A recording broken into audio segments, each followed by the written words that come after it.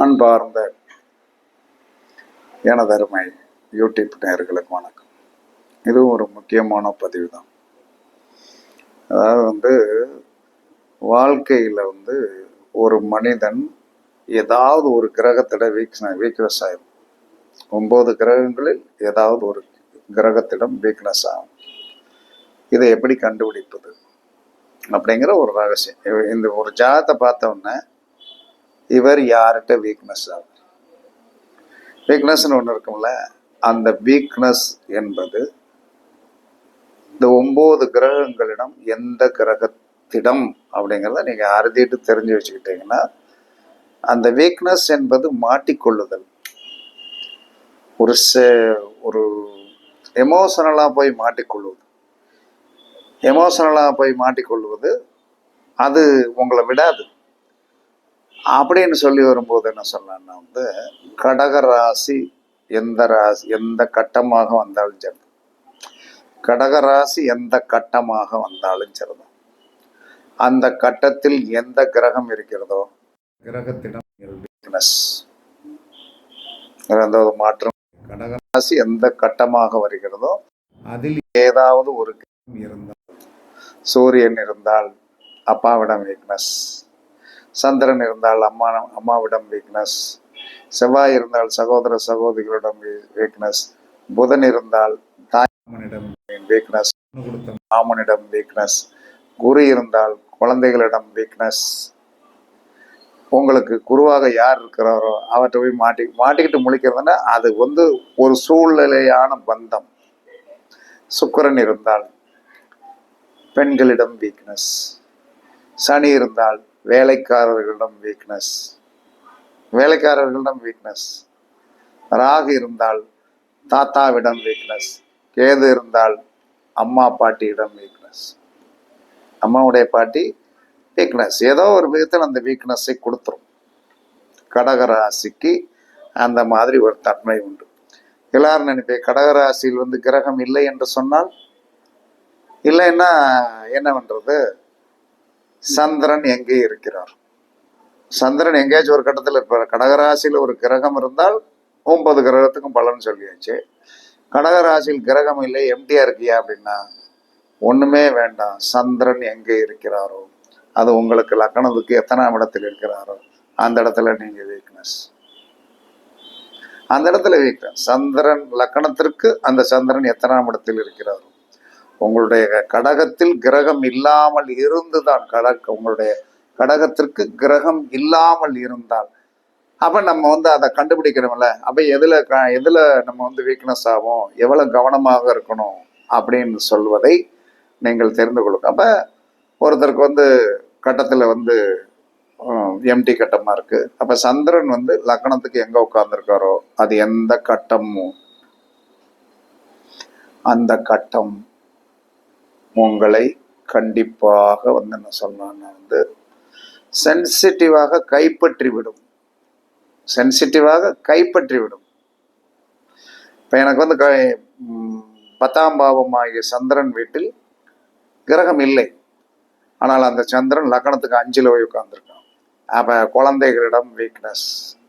குழந்தைகள் என்ன சொன்னாலும் அவர்களுக்கு சாதகமான ஒரு ஆதிபத்தியத்துல நான் மாட்டிக்கிடுவேன். நான் அதுல இருந்து விலக முடியாது. குழந்தை என்கிட்ட ஒண்ணு சொல்லுதுன்னா செய்து விடுவோம். அதற்கு அப்பாற்பட்டு எனக்கு பேச முடியாது, என்னால பேச தெரியாது. இதை என்னை அனுபவபூர்வமாக நான் எனக்கு கல்யாணம் முடிச்சு குழந்தை பிறந்த காலத்திலிருந்து ஒரு காரியத்தை குழந்தைகள் என்னிடம் சொன்னால் அவர்கள் அப்பாங்கிற ரீதியில செஞ்சு கொடுத்துதான் ஆகணும். ஆனாலும் தூக்கி தலையில செமக்கிற ஒரு செமைய என்ன சொல்ல நம்மகிட்ட இறக்கி வச்சிருவாங்க. நம்ம ஒண்ணுமே செய்ய முடியாது. இதே மாதிரி ஒவ்வொரு கட்டத்துக்கும் பாருங்க, சந்திரன் வீடு எம்டியாக இருந்து நமக்கு சந்திரன் நம்மளுடைய லக்னத்துக்கு எந்த இடத்துல இருக்கிறாரோ பார்த்தீர்கள் என்று சொன்னால் அந்த இடத்தில் பயங்கரமான வீக்னஸாக இருப்பீர்கள். அந்த வீக்னஸ் என்பது ஒரு அன்புக்கு கட்டுப்பட்டது. 4ஆம் இடத்தில் சந்திரன் இருக்கார், தாயிடம் கட்டுப்பட்டவன். 5ஆம் இடத்தில் சந்திரன் இருக்கிறது, குழந்தை. 6ஆம் இடத்தில் இருக்கிறது. 6ஆம் இடத்தில் இருந்ததுன்னா அம்மாவுடைய தம்பி, அம்மாவுடைய தம்பி, சித்தி, கடங்காரன்ட்ட அடிமை தான். கடங்காரன்ட்ட என்ன சொல்லலாம்னா நமக்கு கடகத்தில் கிரகம் இல்லாமல் அந்த சந்திரன் நம்மளுடைய லக்கணத்துக்கு 6ஆம் இடத்தில் இருந்தால் ஏதோ ஒரு விதத்தில் கடங்காரன்ட்ட அடிமையாக. 7ஆம் இடத்தில் போய் சந்திரன் இருக்குது, எம்டி கட்டமா இருந்து 7ஆம் மனைவியிடம் நெக்லஸ் கேட்டா வாங்கி கொடுக்கணும், எது கேட்டாலும் வாங்கி கொடுக்கணும். ஏதோ ஒரு விதத்தில் நம்ம மனைவியால் ஒரு இனம் புரியாத கஷ்டம் இருக்கும். ஆனால் அதை வெளியே சொல்லி ஒப்பாரி வைக்கவும் முடியாது. எப்படி போய் நீங்க பேசுவீங்க? நடக்காது. 8ஆம் இடத்துல இருந்தா என்ன அப்படின்னு சொல்லுவீங்க. 8ஆம் இடத்துல சந்திரன் இருக்கார் சார், அந்த கட்டம் எம்டி கட்டமா இருக்கு அப்படின்னா உறவை எடுங்கள். அப்ப உறவை எடுக்கும் போது என்ன சொல்றான்னா அந்த 8ஆம் இடத்திற்குண்டான உறவுகள் யார் என்று பார்த்து அதை எடுத்துக் கொடுங்கள். 9ஆம் இடம் என்று சொன்னால் தகப்பன், 10ஆம் இடம் என்று சொன்னால் தொழில் ஸ்தானத்தில் நீங்க வீக்னஸ், 11ஆம் இடத்தில் இருந்தால் மூத்த சகோதரர்களிடம் வீக்னஸ், 12ஆம் இடத்தில் இருந்தால் அதுக்கு ஒரு உறவு என்று சொல்லக்கூடியது என்ன சொன்னான்னா தாயின் தகப்பனின் தாய். 12ஆம் இடத்துக்கு 9ஆம் இடத்திற்கு 4ஆம் இடம், 4ஆம் இடத்திற்கு 9ஆம் இடம். அப்ப தகப்பனின் தாயும் தாயின் தகப்பனிடமும் நீங்கள் அடிமையாக வேண்டிய ஒரு சூழ்நிலை வரும். அது உங்களுடைய வீக்னஸ். 12இல் சந்திரன் இருந்தால், லக்கணத்தில் சந்திரன் இருந்தால் உங்களுக்கு நீங்களே தான். 2ஆம் இடத்தில் சந்திரன் இருந்தால் பொருளாதாரத்தில், 3ஆம் இடத்தில் சந்திரன் இருந்தால் அது என்னது, கம்யூனிகேஷன் சார்ந்த விஷயத்தில் எப்போ பார்த்தாலும் போகணும், எப்போ பார்த்தாலும் போகணும். இளைய சகோதரிகளிடம் என்ன சொன்னான்னா ஏதோ ஒரு விதத்தில் வீக்னஸ் ஆகி நாம அந்த கஷ்டங்களை அனுபவிக்க வேண்டிய ஒரு சூழ்நிலைக்கு தள்ளப்பட்டு விடுவீர்கள். இதுதான் சந்திரன்.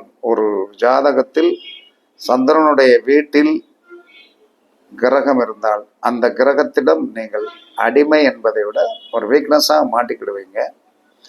அந்த சந்திரன் வீடு எம்டி கட்டமாக இருந்து லக்கண ரீதியாக நீங்கள் சந்திரன் எங்கே இருக்க, லக்கண ரீதியாக லக்கணத்திற்கு எத்தனாம் இடத்தில் இருக்கிறார் என்பதை நீங்கள் பார்த்து வந்தீர்கள் என்று சொன்னாலே கண்டிப்பாக என்ன செய்யும், உங்களுக்கு அந்த வீக்னஸ் தெரிஞ்சு போயிடும்.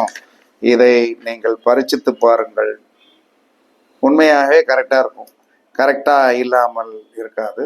அதற்கடுத்து இதை விட என்ன சொல்லலாம்னு இன்னொரு விஷயம், எப்பயுமே பொருளாதாரத்தில் ஒரு மேன்மை அடைவதற்கு ஒரு அற்புதமான நம்பரை நீங்கள் யூஸ் பண்ணுங்க. பொருளாதாரத்தில் மேன்மை அடைவதற்கு அது லேகோவா கூட நீங்கள் என்ன சொன்னா தொழில் ஸ்தானத்திலோ அல்லது உங்களுடைய செல்போனுடைய வால்பேப்பரிலேயோ அல்லது உங்களுடைய வீட்டில் என்ன சொன்னா ஏதாவது ஒரு இடத்தில் நீங்கள் அதிகமாக உட்கார்ந்துருக்கிற இடத்தில் ஒரு ரூம்ல, அந்த ரூம்ல நான் சொல்லக்கூடிய ஒரு நம்பரை லேகோவாக நல்லா என்ன சொன்னா பிரிண்ட் போட்டு வைத்து கொண்டீர்கள் என்று சொன்னால் கண்டிப்பாக உங்களுடைய வாழ்க்கையில் பொருளாதார மேன்மையில் உச்சத்திற்கு கொண்டு வரும். பொருளாதார மேன்மையில் ஒரு உச்சத்துக்கு கொண்டு வரும். அந்த நம்பர் என்ன சொல்றேன்னா 79. இந்த 79 என்பது செல்போன் நம்பரில் என்ன சொன்னா 10 டிஜிட்ல இந்த நம்பர் இருந்தது என்று சொன்னால் 79 என்று சொல்லி ஒன்று இருந்தது என்று சொன்னால் உங்களை ஒரு உயர்ந்த இடத்திற்கு கண்டிப்பாக கொண்டு போகும். அதில் எந்தவித மாற்று கருத்துமே கிடையாது. அப்ப நம்பர்களில் ராகுவுடைய நம்பர் தான் 79 என்பது என்ன சொன்னா ராகுவுடைய நம்பர் தான். அந்த ராகுவுடைய நம்பராக இருப்பதனால என்ன சொல்றான்னா கண்டிப்பாக ஒரு நல்ல ஒரு ஆதிபத்தியம் உடைய ஒரு அமைப்பை என்ன சொன்னா கண்டிப்பாக கொடுக்கும். கேதுவுடைய நம்பர் 79 வந்து என்ன சொன்னான்னா வந்து 9 16 7 கேதுவுடைய நம்பரு. இது வந்து என்ன சொல்ல ஒரு ராஜயோகத்தை கொடுக்கும். இந்த 79 வந்து என்ன சொல்றான்னா வந்து நீங்கள் பயன்படுத்தினீர்கள் என்று சொன்னால், உங்களுடைய செல்போன் நம்பர்ல 79 இருந்தது என்று சொன்னால் கண்டிப்பாக வந்து என்ன சொன்னான்னா ஒரு அற்புதமான ஒரு யோகத்தையும் ஒரு ராஜயோகத்தையும் கண்டிப்பாக கொடுக்கும். இதை நீங்கள் வந்து என்ன சொல்லணும்னா பரிச்சித்து பாருங்கள். எல்லாமே எண்களே என்ன சொல்றான்னா இது கேதுவும் 79 என்று சொல்லக்கூடிய ஒரு ஆதிபத்தியம் என்பது 7ஆம் நம்பர் என்பது கேது, 9ஆம் நம்பர் செவ்வாய். இதே செயற்கை ஒரு ஜாதகத்தில் செவ்வாய் கேது செயற்கை இருந்தால் அவன் கண்டிப்பாக ஒரு யோகத்தை அனுபவிப்பான். செவ்வாய் கேது சேர்க்கை, இது செவ்வாய் கேது சேர்க்கை என்பது ஒரு ஜாதகத்தில் உங்களுக்கு செவ்வாயும் கேதுவும் சேர்ந்திருந்தால் கண்டிப்பாக ஒரு யோகத்தை வந்து ஆன்மீகத்தால் ஆன்மீக ரீதியாக ஒரு பெரிய வந்து வெற்றியாளராக கண்டிப்பாக இருப்பாங்க. இதெல்லாம் வந்து என்ன சொல்லலாம்னா நாம் வந்து நவகிரகங்கள் என்று சொல்லக்கூடிய அந்த நம்பர்கள், நவகிரகங்கள் என்று சொல்லக்கூடிய அந்த நம்பர்கள் உடைய சேர்க்கை கூட்டுச்சேர்க்கை. எப்பயுமே நீங்கள் பலன் பார்ப்பது 2 தான் பலன். மொத்தம் ஒரு செல்போன் நம்பர்ல நீங்கள் 2 நம்பரா சேர்த்து பாருங்க. அப்பதான் அதனுடைய பலன் உறுதியாக உண்டு. அப்ப 79 என்று சொல்லக்கூடிய இந்த அற்புதமான நம்பர் வாழ்க்கையில் வந்து சிறந்த உச்சத்தை கொடுக்கும் என்று கூறி அதை பயன்படுத்துங்கள். கண்டிப்பாக என்ன சொல்றான்னா நீங்க வெற்றி பெறுவதற்குண்டான வாய்ப்புகள் வந்து என்ன சொல்லலாம் 100% உண்டு என்பது சாஸ்திரம் சொல்லுகிறது, நான் சொல்லவில்லை. எனக்கு செவ்வாய் கேது சேர்க்கை, அந்த செவ்வாய் கேது சேர்க்கை 2ஆம் இடத்தில் இருக்கிறதுனால அந்த பேச்சால் இந்த ஆன்மீகத்தால் வெற்றி பெற்றேன் என்பதற்கு நானே உதாரணம்.